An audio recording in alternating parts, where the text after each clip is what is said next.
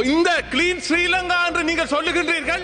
ஆனால் இந்த பிள்ளையை, இந்த பெண் பிள்ளையையும் அவரது சகோதரங்களையும் போலீஸ் நிலையத்தை பூட்டிவிட்டு இதுதான் கிளீன் ஸ்ரீலங்கா என்கின்ற தோரணையில் சொல்லிய விடயங்கள். முறைப்பாடு வழங்குவதற்காக சென்ற ஒரு பெண் அங்கே அந்த போலீஸ் அந்த அறைகளுக்குள் பூட்டப்பட்டு ஒரு பெண் என்றும் பார்க்காமல் படுமோசமாக தாக்கப்பட்டிருக்கின்றார். இப்பொழுது நீங்கள் குறிப்பிட்ட ஒரு சில குற்றச்சாட்டுக்கள் மிகவும் அபாண்டமானது. ஆனால் இன்று பச்சை அரிசி ஒரு கிலோ 280 ரூபா 90 ரூபா வரைக்கும் கொடுத்து வாங்க வேண்டிய சூழ்நிலை இருக்கின்றது. அதே நேரத்தில் 13ஆம் தேதி ஜனாதிபதி அவர்கள் சைனாவில் போய் பொங்க வைக்கிறதுக்கான ஏற்பாடு செய்திருக்கின்றார். அதாவது அழகு சாதனை செய்வதை நிறுத்தி விடுவோம் அல்லது த்ரீவீலில் செல்லுகின்றவர்களுக்கு அவ்வாறான தடைகள் விதிக்கப்படும். அந்த மட்டக்களப்பு நகரத்திலே இருக்கின்ற சிறைச்சாலையின் உரிய கழிவு முகாமைத்துவம் இல்லாமையினால் அந்த பாவியிலே அந்த கழிவுகள் கலப்பதாக தகவல்கள் கிடைத்திருக்கின்றன. சமூகம் நேயர்களுக்கு வணக்கம். இன்றைய தினம் பாராளுமன்ற அமர்விலே இலங்கையில் பெண் ஒருவருக்கு போலீசாரால் இழைக்கப்பட்ட கொடுமை பற்றி பகிரங்கமாக வெளிப்படுத்தப்பட்டிருக்கிறது. ஜனாதிபதி அனுரகுமார திசாநாயக்கவினுடைய சீன விஜயத்தில் பொங்கல் நிகழ்வு அட்டவணைப்படுத்தப்பட்டிருப்பது வெளிப்படுத்தப்பட்டிருக்கின்றது. பச்சை அரிசி விலையேற்றம், பொருட்களினுடைய அத்தியாவசிய விலையேற்றத்திற்கு மத்தியில் சீனாவில் இடம்பெறப் போகின்ற பொங்கல் நிகழ்வு பற்றி இன்றைய தினம் பாராளுமன்றத்திலே உரையாற்றப்பட்டிருக்கிறது. அதை காட்டிலும் யானை மனித மோதல் எவ்வளவு தூரம் பிரச்சனைக்குரிய ஒரு விஷயமாக இருக்கின்றது என்பது தொடர்பில் விவாதிக்கப்பட்டிருக்கிறது. கொள்வனவு செய்ய போகின்ற நெல்லை எவ்வளவு சீக்கிரம் விவசாயிகளுக்கு வழங்க முடியுமோ, விவசாயிகளிடமிருந்து கொள்வனவு செய்ய முடியுமோ அவ்வளவு சீக்கிரம் கொள்வனவு செய்யுங்கள், அதன் மூலம்தான் அவர்களை நட்டத்திலிருந்து காப்பாற்ற முடியும் என்று வலியுறுத்தப்பட்டிருக்கின்றது.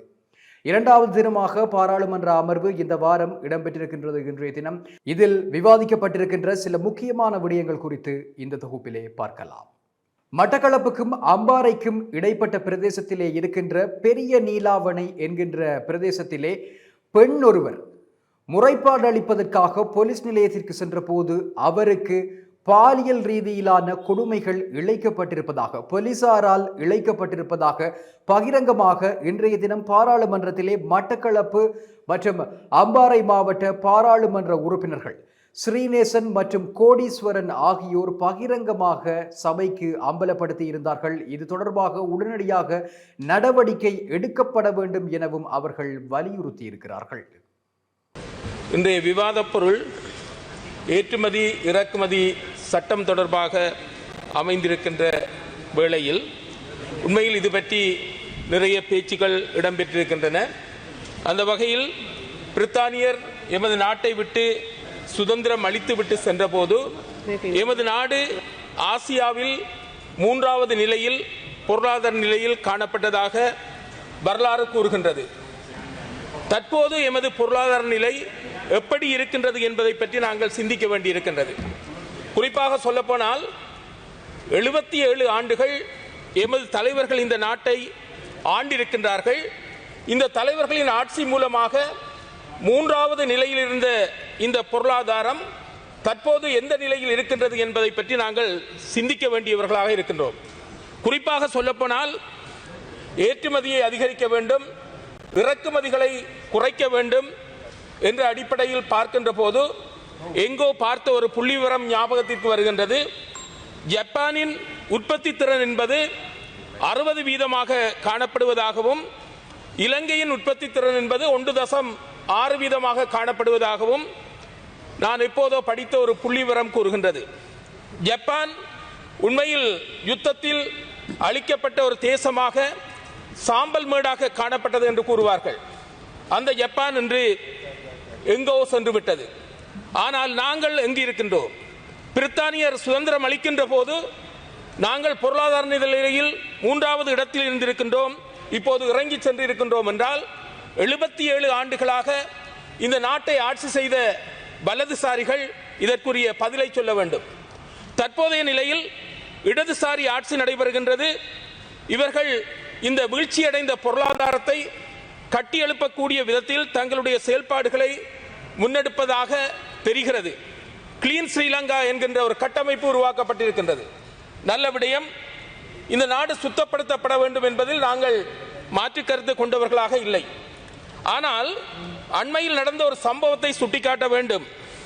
மட்டக்களப்புக்கும் அம்பாறைக்கும் இடைப்பட்ட பிரதேசத்தில் காணப்படுகின்ற போலீஸ் ஸ்டேஷன் நீலாவணை, பெரிய நீலாவணை போலீஸ் ஸ்டேஷனில் முறைப்பாடு வழங்குவதற்காக சென்ற ஒரு பெண் அங்கு அந்த போலீஸ் அந்த அறைகளுக்குள் பூட்டப்பட்டு ஒரு பெண் என்றும் பார்க்காமல் படுமோசமாக தாக்கப்பட்டிருக்கின்றார். அவருடைய உடலில் எல்லா பகுதிகளிலும் அந்த தாக்கம் நடைபெற்றிருக்கின்றது என்று சொன்னால் நாங்கள் கிளீன் ஸ்ரீலங்காவை பற்றி பேசுகின்றோம். எங்கோ அதனை அசுத்தப்படுத்தக்கூடிய வேலைகள் நடைபெற்றுக் கொண்டிருக்கின்றன. பெண்ணுக்கு ஒரு மரியாதை கொடுக்கின்ற தேசமாக நாம் நாட்டை பார்க்கின்றோம். ஆனால் அந்த பெண் முறைப்பாடு கொடுப்பதற்காக தெருவில் செல்லுகின்ற போது அந்த பெண்ணை ஒருவர் சேட்டையாக சைகை மூலமாக துன்புறுத்தியதன் காரணமாக போலீசாரிடம் முறைப்பாடு செல்வதற்காக சென்ற போது அந்த பெண் படுமோசமாக தாக்கப்பட்டிருக்கின்றார். இதனால் அந்த பெண் இப்போது வைத்தியசாலையில் வைக்கப்பட்டிருக்கின்றார். ஆகவே இந்த விடயம் சம்பந்தமாக பெரிய நீலாவணை போலீஸ் நிலையத்தில் நடைபெற்ற விடயம் சம்பந்தமாக இந்த கிளீன் ஸ்ரீலங்கா பற்றி நாங்கள் பேசுகின்ற போது அந்த போலீசாருக்கு உரிய நடவடிக்கைகளை இந்த ஆட்சியாளர்கள் மூலமாக ஏற்படுத்தப்படும் என்று நான் நம்புகின்றேன். அந்த பெண்ணின் அந்த தாக்கத்தை பற்றி பலரும் எங்களுக்கு முறைப்பாடு செய்து கொண்டிருக்கின்றார்கள். இந்த விடயத்தை முதலில் நான் தெரிவித்துக் கொண்டு அடுத்த விடயத்திற்கு செல்லுகின்றேன். அமைச்சரவர்களின் கவனத்துக்கு, ரெலா என்கின்ற பெண்மணி பெரிய நீலாவணையில் இருக்கின்ற போலீஸ் ஸ்டேஷனிலே அவரோடு அவரது சகோதரங்கள் எல்லோரோடும் சேர்த்து தனிப்பட்ட முறையிலே போலீஸ் ஸ்டேஷனை அடைத்து விட்டு போலீசார் அந்த பிள்ளையை, அந்த பெண் பிள்ளையை தகாத முறையில் பேசியதுடன் அந்த பெண் பிள்ளையை துன்புறுத்தி வன்புணர்வுக்கு உள்ளாகின்ற செயற்பாடுகளிலே அந்த போலீஸ் அதிகாரிகள் ஈடுபட்டிருக்கின்றார்கள். இது ஒரு பாரதூரமான ஒரு பிள்ளையாக இருக்கின்றது. அந்த பிள்ளையின் மார்பகம், பின்புறம் அனைத்திலும் அந்த போலீசார் மிகவும் காட்டுமிராண்டித்தனமாக அந்த தாக்குதலை மேற்கொண்டிருக்கின்றார்கள். இந்த கிளீன் ஸ்ரீலங்கா என்று நீங்கள் சொல்லுகின்றீர்கள். ஆனால் இந்த பிள்ளையை, இந்த பெண் பிள்ளையையும் அவரது சகோதரங்களையும் போலீஸ் நிலையத்தை பூட்டிவிட்டு நீங்கள் இந்த கேவலமான செயற்பாடை இந்த போலீசார் செய்வதை நாங்கள் வன்மையாக கண்டிக்கின்றோம். இதற்கான உரிய நடவடிக்கைகளை போலீசார் கவனத்தில் எடுக்க வேண்டும் என்று நான் இந்த இடத்தில் கூறிக்கொள்கின்றேன். இன்றைய தினம் பாராளுமன்றத்தில் உரையாற்றியிருந்த பாராளுமன்ற உறுப்பினர் ராதாகிருஷ்ணன், பச்சை அரிசி விலையேறி இருக்கின்றது, அத்தியாவசிய பொருட்கள் விலையேறி இருக்கின்றது, பொங்கல் வரப்போகின்றது, பொங்கலுக்கு பச்சை அரிசி என்பது மிகவும் முக்கியமான ஒரு பொருளாக காணப்படுகின்றது. இந்த நிலையில் மக்களால் அதனை பணம் கொடுத்து வாங்க முடியாத ஒரு நிலை காணப்படுகின்றது. இந்த அத்தியாவசிய பொருட்களை வாங்குவதற்கே மக்கள் திண்டாடி கொண்டிருக்கின்ற இந்த நிலையில் சீனாவில் பொங்க வைப்பதற்காக ஜனாதிபதி அனுரகுமார் திசாநாயக்க அவர்கள் செல்லவிருக்கிறார் என்று விமர்சனத்தை வெளிப்படுத்தி இருக்கின்றார் பாராளுமன்ற உறுப்பினர் ராதாகிருஷ்ணன் அவர்கள். இன்று நாட்டினுடைய மக்கள் பல்வேறு துன்பத்துக்கு மத்தியிலே இன்று அரிசி, தேங்காய் போன்ற பல்வேறு அத்தியாவசிய பொருட்கள் இல்லை என்பதை நாங்கள் தெரிவிக்கக்கூடியது. விசேஷமாக பொங்கல் பண்டிகை எதிர்வருகின்ற 13ஆம் 14ஆம் தேதி இந்த நாட்டிலே நடைபெறுகின்ற இந்த நேரத்திலே பொங்கல் வைப்பதற்கு விசேஷமாக பச்சை அரிசி, தேங்காய் போன்றவை அவசியம். ஆனால் இன்று பச்சை அரிசி ஒரு கிலோ 280 ரூபா 90 ரூபா வரைக்கும் கொடுத்து வாங்க வேண்டிய சூழ்நிலை இருக்கின்றது. ஆகவே சாதாரண மக்களுடைய இந்த பண்டிகை இந்த நேரத்திலே கொண்டாட முடியாத ஒரு சூழ்நிலை இருக்கின்றது என்பதை நாங்கள் முதலிலே புரிந்து கொள்ள வேண்டும். அதே நேரத்தில் 13ஆம் தேதி ஜனாதிபதி அவர்கள் சைனாவில் போய் பொங்க வைக்கிறதுக்கான ஏற்பாடு செய்திருக்கின்றார். ஆகவே இந்த நாட்டில் உள்ள மக்களுக்கு பொங்கல் இல்லை, ஆனால் சைனாவுக்கு போய் பொங்கல் வைக்கிறதுக்கான ஏற்பாடுகளை ஜனாதிபதி செய்கின்றார் என்ற அடிப்படையிலே அவர் 13 அவருடைய விஜயம் நடைபெற்றுக் கொண்டிருக்கின்றது. ஆகவே கௌரவ ராமலிங்கம் சந்திரசேகரன் அமைச்சர் இங்கு இருக்கின்றார். அவர் இந்த நேரத்திலே இதை புரிந்து கொண்டு அரசாங்கத்துக்கு தெளிவூட்டலை செய்ய வேண்டும் என்பதை நாங்கள் எதிர்பார்க்கின்றோம். நீங்களாவது சொல்லுங்க அரசாங்கத்துக்கு, இது தமிழுடைய முக்கியமான திருநாள், பொங்கலுக்கு எங்களுக்கு பச்சை அரிசியும் தேங்காயும் அடிப்படை விலை குறைத்து கொடுக்கப்பட வேண்டும் என்பதை நீங்கள் தெரிவித்துக் கொள்ள வேண்டும் என்பதை நான் உங்களுக்கு இந்த நேரத்தில் சுட்டிக்காட்ட விரும்புகின்றேன். அதே நேரத்தில் இந்த நாட்டினுடைய மக்கள் இன்று பல்வேறு பிரச்சனைகள் இருந்தாலும் இன்று நீங்கள் கிளீன் ஸ்ரீலங்கா என்ற ஒரு நலத்திட்டத்தை ஆரம்பித்திருக்கின்றீர்கள். நல்லோம், அதை நாங்கள் வரவேற்கின்றோம். ஆனால் கிளீன் ஸ்ரீலங்கா என்ற திட்டத்தின் மூலமாக மக்களை துன்பப்படுத்துகின்ற சில வேலைகளை நீங்கள் ஏற்பாடு செய்திருப்பதை நாங்கள் ஏற்றுக்கொள்ள முடியாது. இன்று பஸ்ஸிலும் சரி, த்ரீவீல் அதாவது முச்சக்கர வண்டியிலும் சரி, அவர்கள் வைத்திருக்கின்ற மேக்கப் பொருட்களை, அடிஷனல் பொருட்களை அகற்றும்படி அவர்கள் சொல்வதனால் அவர்களுக்கு பல்வேறு பிரச்சனைகள் ஏற்பட்டிருப்பதாக அந்த பகுதியிலே இருந்து வருகின்ற குற்றச்சாட்டுகளையும் நாங்கள் சிந்தித்து செயலாற்ற வேண்டும். போற போக்கில் பார்க்க போனா இப்போ மேக்கப் சாமான் போட வேணான்னு சொல்றீங்க, பெண்களையும் மேக்கப் போட வேணான்னு சொல்லுவீங்களோ என்ற சந்தேகம் எங்களுக்கு எழுகின்றது. காஸ்மெட்டிக் சாமான் அந்த நாட்டுக்கு கொண்டு வராதீங்க, ஏன்னா பெண்கள் மேக்கப்ல வந்தா எங்களுக்கு புரிஞ்சு கொள்ள முடியாதுங்கிற ஒரு சூழ்நிலை வருமா என்ற சந்தேகமும் எங்களுக்கு இருக்கின்றது. ஆகவே ஒரு ஒரு ஒரு நாட்டினுடைய சாதாரண மக்களுடைய பிரச்சனைகளை அறிந்து கொண்டு அவர்களை நல்ல நிலையில அவர்களுடைய பிரச்சனைகளுக்கு தீர்வு காணும் முகமாக, சின்ன சின்ன பெட்டி கடை போட்டு விற்கிறான், அவனையே அப்புறப்படுத்தினால் நாடு சுத்தமா இருக்கணும் நாங்க விரும்புறோம். அதை நாங்க இல்லைன்னு சொல்லல. சிங்கப்பூர் மாதிரி நாங்க வரணுங்கிறத எங்களுடைய கான்செப்ட் எந்த நாளும் இருந்து கொண்டிருக்கின்றது. ஆனால் அதே நேரத்தில் அந்த சாதாரண சின்ன வியாபாரிகளுக்கு கொடுக்கின்ற அந்த அந்த அந்த வாய்ப்புகளை இல்லாமல் செய்து விடாதீர்கள். ஏனென்றால் அவர்கள் அதை வைத்துத்தான் தங்களுடைய வாழ்க்கையை நடத்தி கொண்டு வருகின்றார்கள் என்பதை நாங்கள் புரிந்து கொள்ள வேண்டும்.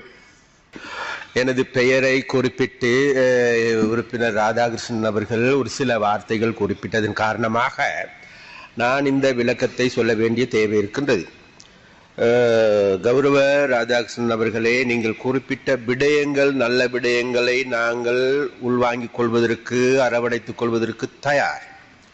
அதே போன்று உங்களுக்கு நன்றாகவே தெரியும், இப்பொழுது நீங்கள் குறிப்பிட்ட ஒரு சில குற்றச்சாட்டுக்கள் மிகவும் அபாண்டமானது. என்னென்றால் நாங்கள் வந்தால் அதாவது அழகு சாதன செய்வதை நிறுத்தி விடுவோம், அல்லது த்ரீவீலில் செல்லுகின்றவர்களுக்கு அவ்வாறான தடைகள் விதிக்கப்படும், இதுதான் கிளீன் ஸ்ரீலங்கா என்கின்ற தோரணையில் சொல்லிய விடயங்கள் மிகவும் தவறானவை. அதனால் தயவு செய்து அந்த இதுகளை திருத்திக் கொள்ளுங்கள் என்பதையும், அதே போன்று நீங்கள் இந்தியாவை பற்றி குறிப்பிடுகின்ற பொழுது உண்மையிலே நாங்கள் மிக தெளிவாக இருக்கின்றோம். இப்போது அல்ல, எப்போதுமே கூட நாங்கள் அதாவது கொள்கை ரீதியாக பல்வேறு நடவடிக்கைகள் எடுக்கப்பட்ட போதிலும் கூட இன்று நாங்கள் இந்தியாவோடு மிகவும் நெருக்கமாக உறவாடி கொண்டு இருக்கின்றோம். அதில் எந்த விதமான மாற்று கருத்து இல்லை. அதன் போது நீங்கள் பாலம் அமைப்பதை எடுத்துக்கொண்டாலும் சரி, பாரதியாருடைய பாடல் எடுத்துக்கொண்டாலும் சரி, சிங்கள தீவுக்கோர் பாலம் அமைப்போம் என்கின்ற பாடலை எடுத்துக்கொண்டாலும் சரி, என்ன அப்ப அந்த வகையில் அந்த அந்த அந்த அந்த நோக்கங்களை நிறைவேற்றுகின்ற ஒரு உன்னதமான நாட்டை உருவாக்குவதையே நாங்கள் குறிக்கோளாக கொண்டிருக்கின்றோம். அதில் விசேடமாக மலையக மக்களுடைய பிரச்சனைகள் தொடர்பாக கூடுதலான கரிசனை எடுத்திருக்கின்றோம். அதில் உள்ளே நிச்சயமாக எங்களுடைய கிளீன் ஸ்ரீலங்காவினுடைய வேலை திட்டத்தின் முக்கிய பங்காளியாக உண்டு மலையக மக்கள், அடுத்து வடகிழக்கிலே பாதிக்கப்பட்ட தமிழ் மக்களுடைய பிரச்சனைகள் கூடுதலான கவனத்துக்கு எடுக்கப்பட்டிருக்கின்றது. அதனால் எதிர்வரும் காலங்களில் நாங்கள் அவை தொடர்பாக கூடுதலான கவனத்தை எடுத்து மக்களுக்கான நன்மைகளை பெற்றுக் கொடுப்பதற்கு ஏதுவான நடவடிக்கைகள் எடுப்போம் என்று மாத்திரம் உங்களுக்கு கூறிக்கொள்ள விரும்புகின்றேன். நன்றி. இன்றைய தினம் பாராளுமன்ற அமர்வில் கலந்து கொண்டு உரையாற்றியிருந்த பாராளுமன்ற உறுப்பினர் ஸ்ரீநாத், யானை மனித மோதல் எவ்வளவு தூரம் பிரச்சினைக்கு உள்ளாகி இருக்கின்றது கிழக்கு மாகாணத்திலே, அதுபோல இழுத்தடிக்கப்படுகின்ற ஒரு நீர்த்தேக்க திட்டம் சம்பந்தமான விடயங்கள் மற்றும் விரைவாக நெல் கொள்வனவு செயற்றிட்டத்தை விவசாயிகளுக்காக அமுல்படுத்த வேண்டிய தேவை என்பவை தொடர்பிலே இன்றைய தினம் விவாதித்திருக்கின்றார். நாயகர் அவர்களே மற்றும் கௌரவமிக்க உறுப்பினர்களே, உங்கள் அனைவருக்கும் புத்தாண்டு வாழ்த்துக்கள். இந்த நாட்டு மக்களுக்கும் புத்தாண்டு வாழ்த்துக்களை தெரிவித்துக் கொண்டு, எமது மாவட்டத்தில் மிக முக்கியமாக பிரச்சனையாக தற்போது இருக்கின்ற இந்த யானை மனிதன் மோதல் சம்பந்தமாக இந்த இடத்திலே சொல்ல வேண்டிய பொறுப்பு இருக்கின்றது. எமது பிரதேசத்திலே பல தடவைகள் இவ்வாறான நிகழ்வுகள் நடைபெற்று பல உயிர்ச்சேதங்களும் பொருட்சேதங்களும் தொடர்ச்சியாக ஏற்பட்டு கொண்டிருக்கின்றன. இந்த நடவடிக்கைக்கு மிக பிரதானமான காரணமாக இந்த தேவையான அளவு யானை வேலிகள் இல்லாமையினாலும் தேவையான உத்தியோகத்தர்கள் இல்லாமையாலும் பாரிய பிரச்சனையா இருக்கின்றது. இதற்கு உரிய நடவடிக்கையை இந்த வன ஜீவராசிகள் அமைச்சர் உடனடியாக மேற்கொண்டு தேவையான நிலையங்களை அமைக்க வேண்டும். மிக குறைந்த அளவே 5 உத்தியோகத்தர்களும் 3 நிலையங்களுமே இருக்கின்றன. ஆக குறைந்தது 8 நிலையங்களும் அதற்குரிய உத்தியோகத்தர்களும் நியமிக்கப்படுகின்ற பொழுது இந்த உயிர் சேதங்களையும் பொருட்சேதங்களையும் தடுக்க முடியும். இந்த நிகழ்வானது மாவட்டத்திலே இப்போது பாரிய பிரச்சனையாக ஆர்ப்பாட்டங்களாகவும் பெருகிக் கொண்டிருக்கின்றது. இந்த விடயங்களை நீங்கள் மறந்திருப்பீர்கள். இந்த கித்துல் ரூகம் இணைப்பானது, அது பாரிய நீர்த்தேக்க திட்டம் இணைக்கப்படாமல் பல்லாண்டுகளாக இழுத்தடிக்கப்பட்டு கொண்டு வருகின்றது. இந்த விடயத்தை மிக கச்சிதமாக செய்கின்ற பொழுது எங்களுடைய பாரிய அளவு விவசாய நிலங்களை செய்யக்கூடியதாகவும் எதிர்காலத்தில் ஏற்படுகின்ற வறட்சியின் போது நீர் தேவையை வழங்கக்கூடியதாகவும் அதனோடு இணைந்து இந்த வெள்ள அனர்த்தத்தை தடுக்கக்கூடியதாகவும் இருக்கும். ஏனென்றால் இந்த விடயங்களிலே வழங்குகின்ற வெள்ளத்திற்கு பின்னராக வழங்கப்படுகின்ற நிவாரணங்களே பாரிய அளவு கொடுக்க வேண்டி ஏற்படுகின்றது. இந்த திட்டம் கடந்த கோவிட் கால பகுதியின் பின்பு கைவிடப்பட்டது. இந்த பிரான்ஸ் அரசாங்கத்தின் ஊடாக கொடுக்கப்பட்ட இந்த திட்டம் பல்வேறு காரணங்களால் இழுத்தடிக்கப்பட்டு கொண்டு வருகின்றது. அரிசி நெல் செய்கை பாரிய அளவில் இருக்கின்றது. இந்த விடயத்திலே அதற்குரிய அறுவடை எதிர்வரும் ஜனவரி 3வது கிழமையிலே ஆரம்பமாக இருக்கின்றது. வழமையாக 2ஆம் 3ஆம் மாதங்களிலேதான் அரசினால் நெல் கொள்வனவு செய்யப்படுகின்ற நிகழ்வுகள் நாடளாவிய ரீதியில் இருக்கின்றன. இந்த விடயத்தை மாற்றி இந்த முறை சொல்லப்பட்டது போன்று மிக விரைவாக 3வது வாரத்திலே இருந்து இந்த நெல்லை கொள்வனவு செய்வதன் மூலம் விவசாயிகளுக்கு உரிய ஒரு நடவடிக்கையினையும் அவர்களுடைய உத்தரவாதத்தினையும் பெற்றுக் கொடுக்க வேண்டும். மிக விரைவாக இந்த செயற்திட்டத்தை ஆரம்பிக்க வேண்டும் என்று விவசாயிகள் சார்பாக மிக தயவுடன் கேட்டுக்கொள்கின்றேன்.